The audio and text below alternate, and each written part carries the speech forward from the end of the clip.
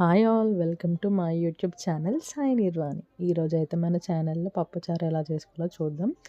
దీనికోసం ఒక గిన్నె పెట్టుకొని ఇందులో 2 పావుల నూనె వేసుకోవాలి. ఇందులోనే కొంచెం జీలకర్ర, ఆవాలు, ఒక 4-5 ఎండుమిర్చులు తురిమి తీసుకొని వేసుకోవాలి. ఒక చిన్న సైజ్ ఎల్లిగడ్డ దంచుకొని వేసుకోవాలి.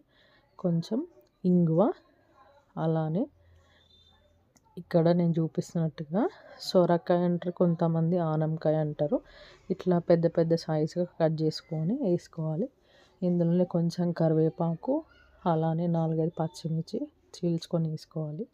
పప్పుచారుకి కొంచెం ఇట్లా పెద్దగా కట్ చేసుకుంటే బాగుంటుందండి ఈ సొరకాయ అనే ముక్కలు అనేటివి.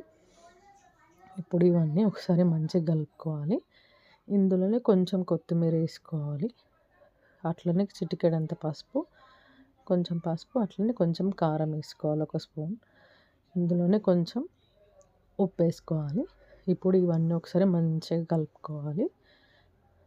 బాగా కలుపుకున్నాక ఇందులోనే ఒక 2 టమాటాలు, ఒక్క టమాటా 4 ముక్కలు వేసుకోవాలండి, పెద్ద సైజు వేసుకోవాలి. ఇందులోనే ఒక గ్లాస్ నీళ్ళు పోసుకోవాలన్నమాట. ఇప్పుడు ఇది మూత పెట్టుకొని సిమ్లో పెట్టుకుంటే ఈ ఆనపకాయలు, టమాటాలు అన్నీ మంచిగా మగ్గుతాయి అన్నమాట. సో ఇప్పుడు పప్పుచారు కోసం కొంచెం చింతపండు నానేసుకోవాలి. ఒక పెద్ద సైజు నిమ్మకాయ అంతా నానేసుకోవాలి సైడ్కి.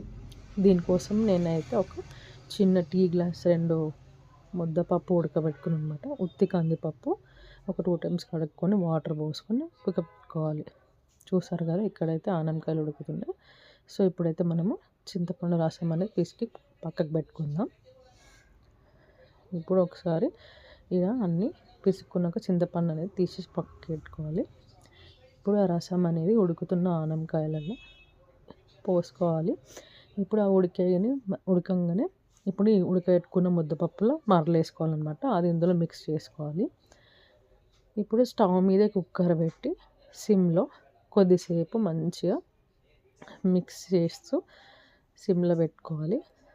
బాగా మసులుతుంది అన్నమాట. బాగా ఇక్కడ చూసారా, నేను చూపిస్తున్నట్టుగా ఇలా మంచిగా మసులుతుందండి. ఇలా మసిలిన తర్వాత మనము స్టవ్ ఆఫ్ చేసుకోవాలి. సో మన వేడి వేడి పప్పుచారు అనేది ready. Do like, share and subscribe. Bye.